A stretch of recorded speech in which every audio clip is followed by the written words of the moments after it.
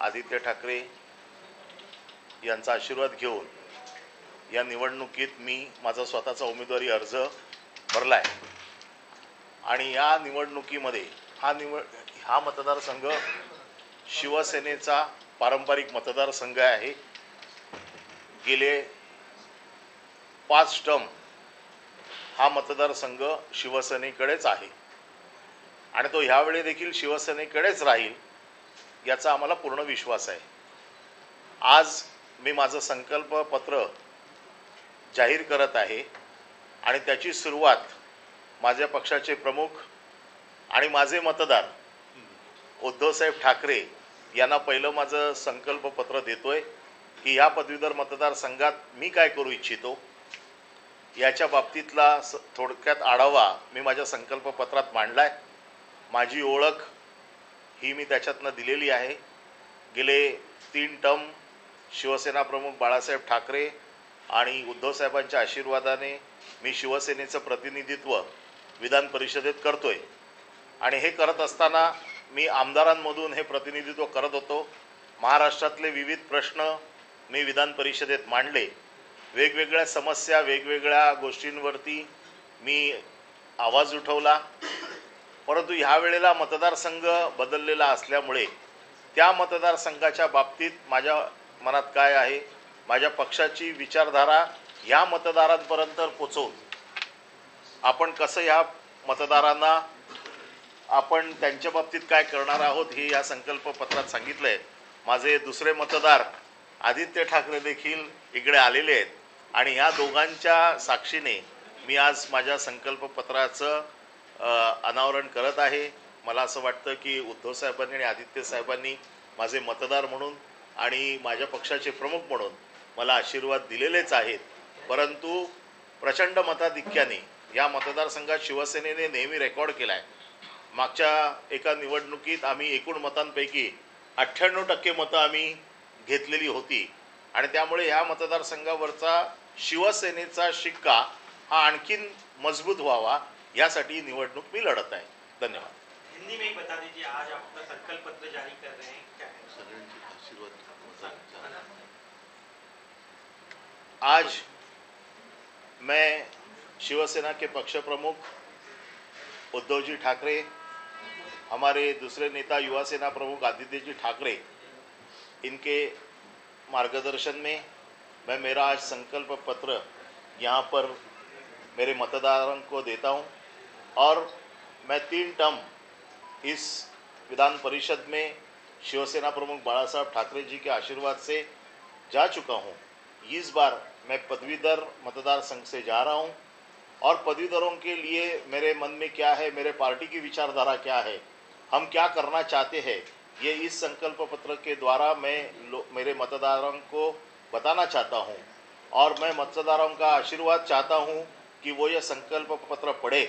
इस पारंपरिक सीट को शिवसेना ने लगातार 5 बार जीता है, ये 6वीं बार है जहां ये सीट फिर से हम जीतने जा रहे हैं। इस रिकॉर्ड ब्रेक कॉन्स्टिट्यूएंसी का प्रतिनिधित्व मुझे करने मिल रहा है, ये मैं मेरा भाग्य समझता हूं और मैं मेरे मतदारों को ये आह्वान करता हूं कि इस संकल्प पत्र को देखें और आज तक जो प्यार आपने इस मतदार संघ को दिया है ऐसा ही प्यार इसके आगे दे। आज मैं मेरे दोनों मतदारों के द्वारा इस संकल्प पत्र का अनावरण कर रहा हूँ। दादा एक senti Tu please.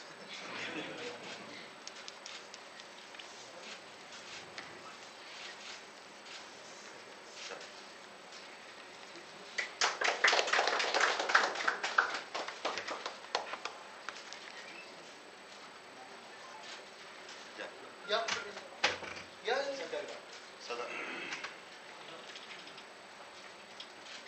English Marathi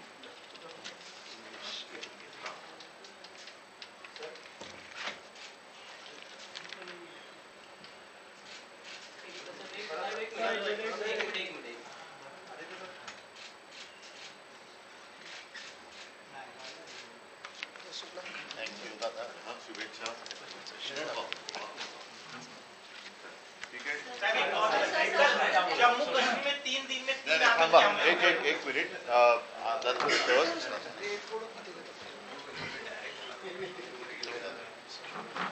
आत्ताच आपण मुंबई पदवीधर मतदारसंघाचे शिवसेनेचे अधिकृत उमेदवार अनिल परब ॲडव्होकेट आहेत. त्यांच्या मी वचननामा म्हणा किंवा निवडून आल्यानंतर काय कामं करायची याचा संकल्प त्याचं लोकार्पण केलेलं आहे. या मतदारसंघाचं वैशिष्ट्य असं की इथे सर्व आणि अनिल तुम्ही माझा मतदार म्हणून उल्लेख केला त्याच्याबद्दल धन्यवाद देतो. म्हणजे माझं सर्टिफिकेट हे खरं आहे. नाही म्हणजे बाकी काय मला म्हणायचं आहे. या मतदारसंघाचा इतिहास पाहिला तर पहिल्यांदा आमचे ज्येष्ठ नेते प्रमोद नवलकर त्यांनी या मतदारांचं प्रतिनिधित्व केलं होतं. अत्यंत सुसंस्कृतपणे आणि त्यांचं भाषा प्रभुत्व हे सर्वांना माहिती आहे.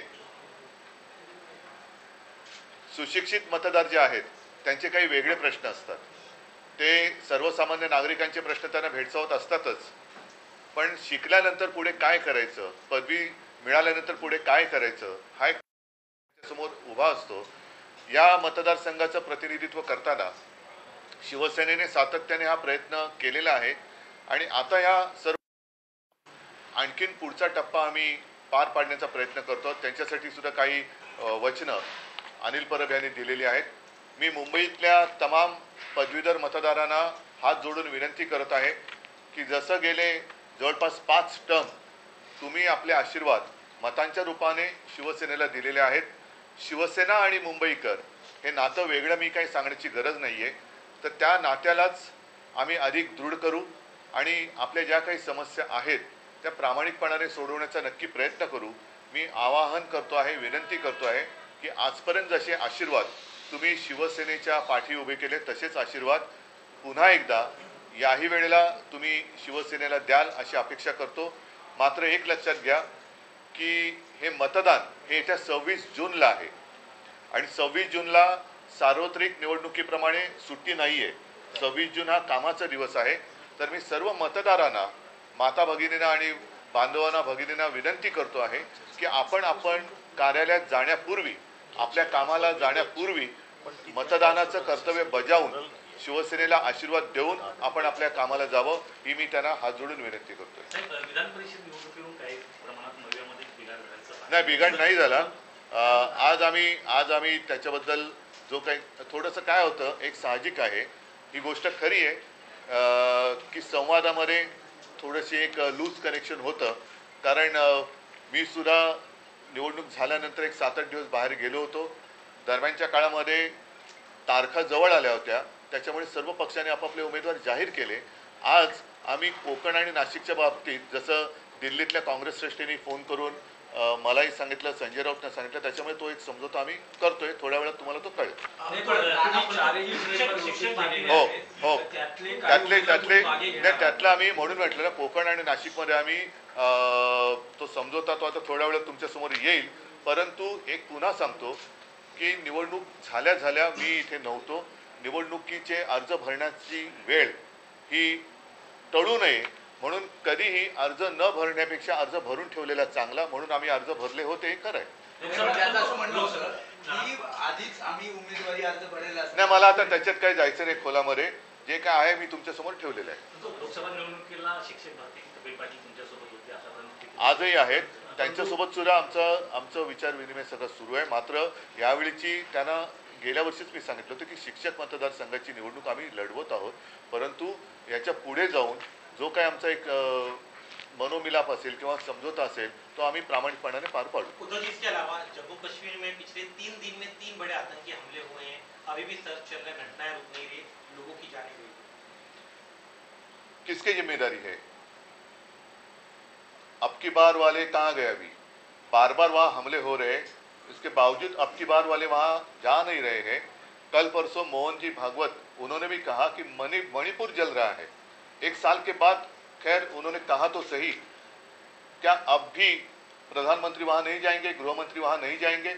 कश्मीर तो उन्होंने पूरे चुनाव प्रचार दरमियान एक बड़ा प्रचार किया था. 370 आर्टिकल हमने निकाला. उसकी सच्चाई भी क्या है मैंने भी रखी थी सबके सामने, और हमारे जो वकील साहब है असीम सरोदे जी, उन्होंने भी कहा था। खैर वो बात अभी नहीं करेंगे, लेकिन क्या फर्क पड़ा है कश्मीर में, जाने तो जा रही है। और ये तो व्यस्त है सरकार हमने कितने बार, तीसरी बार सरकार स्थापन किया, तो तीसरी बार स्थापन किया जरूर, लेकिन आपने अभी क्या कि पिछले कितने दिन में तीसरी बार हमला हुआ है? 3 दिन में 3 हमले हुए हैं। तो जिम्मेदार कौन है?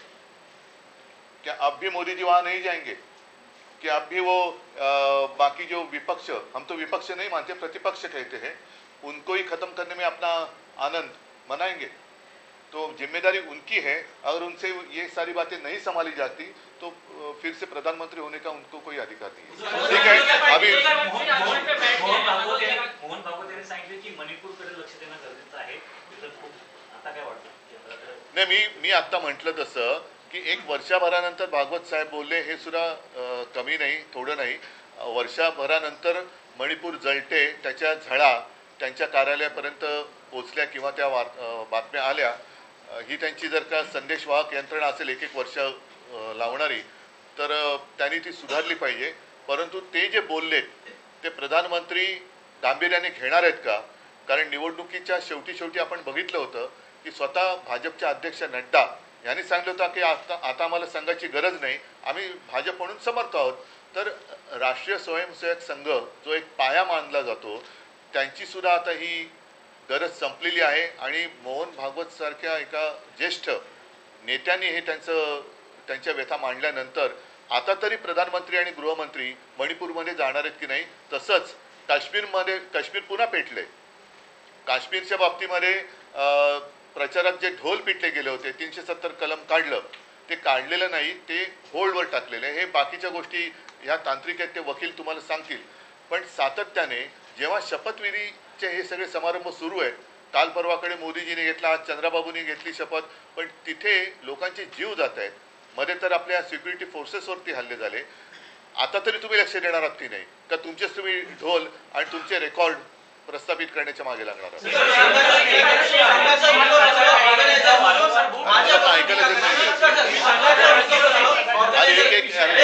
मला ऐकायलाच येत नाही।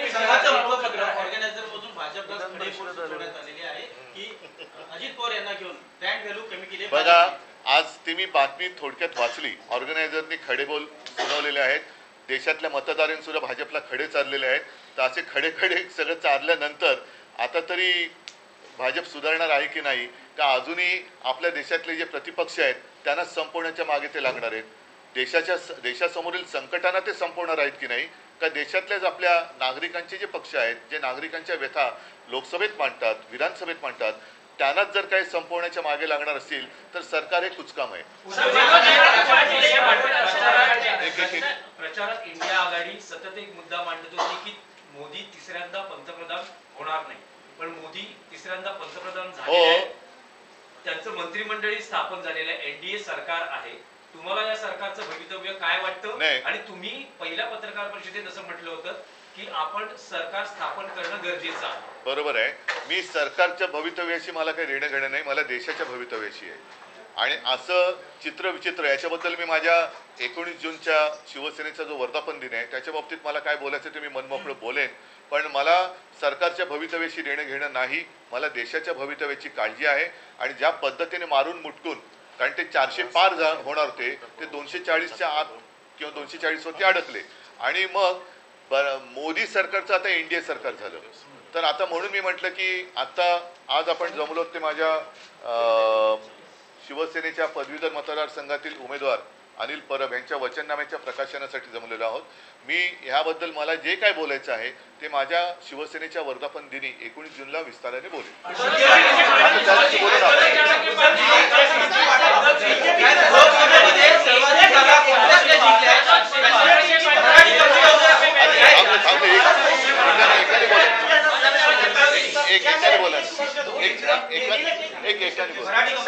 स्थापना के बाद वोट जिहाद का एक बार फिर आरोप लग रहा है। नहीं छोड़ो, विस्तार से बात करो। काँग्रेसने जिंकल्या, नाना पटोले यांचं वक्तव्य। चला, धन्यवाद।